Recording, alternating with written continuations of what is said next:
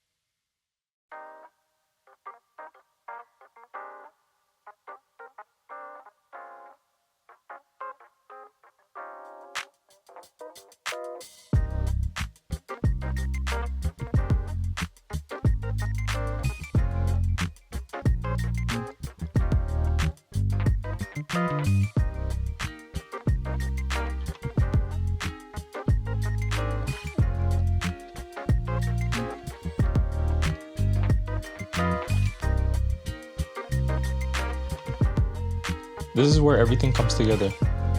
Each slot precisely designed for the Osmo Pocket 3 and its accessories, so everything fits snug. This makes storing and transporting the gear way safer and more convenient.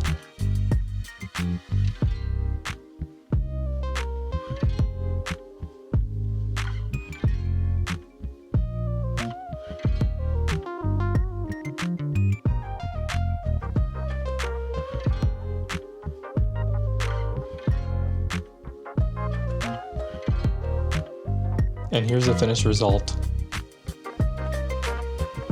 Everything fits extremely well. If you enjoyed this build, subscribe to Trippy Prints 3 for high quality 3D printing projects. Thanks for watching.